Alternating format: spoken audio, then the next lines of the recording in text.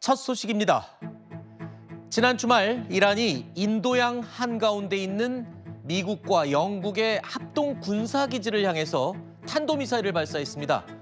이 섬의 이름은 디에고 가르시아인데요. 사거리가 크게 늘면서 유럽 주요 도시가 사정권에 든 것 아니냐 이런 평가가 나옵니다. 그 이유를 지도를 보면서 설명드리겠습니다. 자, 이란에서 디에고 가르시아 섬을 향해 발사된 미사일은 모두 2기입니다.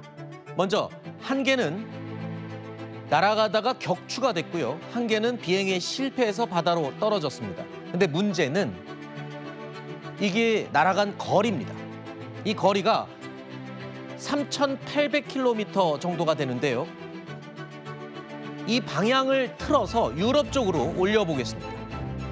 이 발사된 탄도미사일 최고 이 4,000km까지 날아갈 수가 있다는 건데요. 이 거리를 포함시키면 런던, 프랑스, 독일, 영국, 프랑스, 독일이 모두 사정권 안에 들어가게 됩니다. 자, 이란이 이렇게 실제로 최대 사거리 4,000km급 탄도미사일을 보유하고 있는 것이었던 걸까요? 아니면 미사일의 무게를 줄여서 더 멀리 날아가게 한 것인지, 또는 북한의 미사일 기술을 이용해서 더 멀리 발사를 한 것인지, 일단 유럽 전체가 미사일 사정권 안에 들면서 긴장감이 감돌고 있습니다. 어떻게 보십니까, 전문가로서는? 사실 이제 미국 같은 경우에는 과거 오바마 행정부 때부터 이란이 한 사거리 거의 4,000km 가까운 네. 탄도미사일을 보유할 가능성이 있다라고 많이 예견을 했었고요. 그렇기 때문에 이제 유럽의 미사일 방어 체계를 사실 이전부터 오래 준비해 왔습니다. 그래서 튀르키예는 이란에서 유럽으로 날아오는 탄도미사일을 감시할 수 있는 조기 경보 레이더라든가 그다음에 뭐 요격 체계 이런 것들을 이미 오래전에 준비하고 있었는데 이번에 드러났죠. 네. 이란이 실제로 이렇게 4,000km짜리 미사일을 갖고 있었다. 아하. 근데 다만 이게 이 4,000km 미사일이 실제로 존재하는지 아니면 이제 우주용으로 만든 우주 네. 발사체를 개조해서 한 건지는 좀 전문가들마다 좀 차이가 있습니다. 네. 다만 중요한 것은 지금 이제 화면에 나오고 있지만 일단 이란이 저는 20톤급 로켓도 개발을 했고 네. 또 한 가지로는 우주 발사체라는 시모르그라는 것도 이제 개발을 한 걸로 이렇게 알려져 있는데 그럴 역량은 충분히 갖추고 있다라고 네. 보여지고 있고요. 다만 이번에 이제 미국이 어찌됐든 이제 이지스 구축하면서 발사한 SM-3 미사일로 요격을 한 발은 시도해서 성공을 한 것 같고 나머지 한 발은 아마 제작 과정에 뭔가 문제가 있어서 공중에서 이렇게 폭발한 걸로 보여집니다. 네. 어찌됐든 이번 이란 전쟁이 시작된 이후 처음으로 이란이 사거리 4,000km 탄도미사일을 발사하면서 유럽 전체가 사정권 안에 들어갔습니다. 긴장감이 더욱 감돌고 있죠. 그리고 이란은 호르무즈 해협 통제권을 계속 쥐고 있으면서 트럼프 대통령의 애간장을 누기고 있습니다. 자, 그런데 여기에 이란이 또 한 가지 전략적인 카드를 흔들고 있습니다. 적국이 아닌 유조선이나 배는 호르무즈 해협을 통과할 수 있도록 허용을 하겠다라고 발표를 한 겁니다. 그러면 지금 호르무즈 해협이 봉쇄돼서 국제 유가가 치솟고 있는 상황에서 트럼프 대통령, 이거 이란 마음대로 어떤 배는 통과시키고 어떤 배는 통과 안 시키고 이렇게 되면 이 동맹국들끼리 이간질을 하게 되는 효과가 나오지 않겠습니까? 트럼프 입장에서는 안 좋은 거 아닌가요? 그렇습니다. 그러니까 이란이 지금 하는 행태를 보면 미국과 이스라엘로부터 공격을 받았는데 실제 이란이 쓰는 카드는 호르무즈 해협을 막아서 전 세계가 경제적으로 고통을 당하게 만드는 일종의 전 세계를 인질로 잡는 작전 한 가지. 네. 또 한 가지는 주변에 있는 아랍 국가들을 때리는 겁니다. 걸프, 미국과 준동맹을 맺은 그 국가들을 때리는 이 두 가지 카드를 가지고 지금 미국을 힘들게 만들고 상황을 저항 의지를 계속 이어가고 있는데 말씀하신 대로 지난 2월 28일 이후 지금 거의 4주째 접어들었는데 이란은요. 굉장히 그 이중적이고 연막 전술을 쓰면서 이간 전술을 같이 쓰고 있거든요. 네. 그러니까 기뢰를 깔았는지 안 깔았는지 모르게. 네. 그리고 이란의 원유를 전량 수입해가는 중국 배는 무사 통과. 네.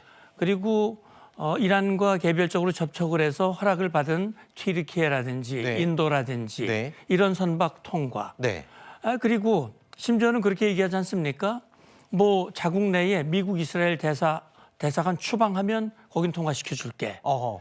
그리고 또 뭐 위안화로 결제하면 통과시켜줄게. 이런 식으로 지금 계속 전 세계를 이간질하면서 호르무즈를 카드를 쓰고 있는데 그래서 트럼프 대통령이 더 이상 그 카드를 쓸 수 없게끔 네. 강한 지금 조치를 준비하고 있는 걸로 알고 있습니다. 그렇군요. 자, 그러니까 트럼프가 준비하고 있는 강력한 카드 뭘까요? 바로 이렇게 밝혔습니다. 이란에요. 48시간, 이틀의 시간을 주겠다. 한마디로 최후 통첩을 날린 겁니다. 그러니까 48시간 이내에 원하는 이 결과를 내놓지 않으면 모든 전력 시설들을 다 파괴시키겠다. 이렇게 트럼프 대통령이 밝힌 겁니다. 그런데 이란도 물러서지 않습니다. 눈에는 눈, 이에는 이.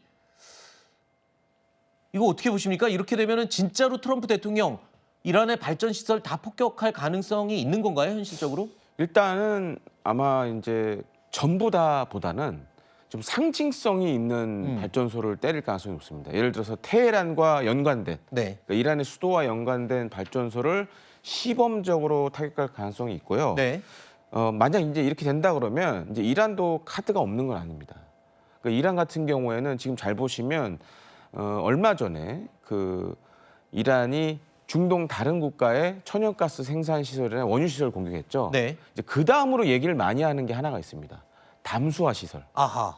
왜냐하면 이제 중동 국가들 잘 보시면 이 바닷물을 담수화해서 이거를 수돗물로 사용한다거나 이런 거 굉장히 네. 많습니다. 생활 식수로 사용하는 네. 부분이 그런 식의 또 공격이 이어질 수가 있겠죠. 민간인을 향한 공격이거든요. 예, 그러니까 이제 아하. 중동 다른 미국의 동맹국들을 향한 그런 공격도 예상이 되고 또 한 네. 가지는 호르무즈 해역과 관련돼서 지금은 사실 이제 기뢰가 살포됐는지 안 됐는지 확인이 안 되고 있지만 네. 이란이 사실 그 카드가 아직 남아 있거든요. 그렇죠. 그걸 또 사용할 가능성도 있죠. 그렇군요. 자, 일단 미국 백악관 관계자들이요. 이스라엘 측에 호르무즈 해협 재개방에 수주 이상 걸릴 것 같다라는 입장을 전했다는 외신 보도도 나오고 있습니다. 이렇게 되면 전쟁이 계속 장기화되는 게 아니냐 이런 우려가 나오고 있는데요. 이런 상황에서 물밑에서는 또 이란과 대화를 준비하고 있다라는 외신도 나왔어요. 미국이 이란을 향해서 6가지 요구 조건을 내세웠다.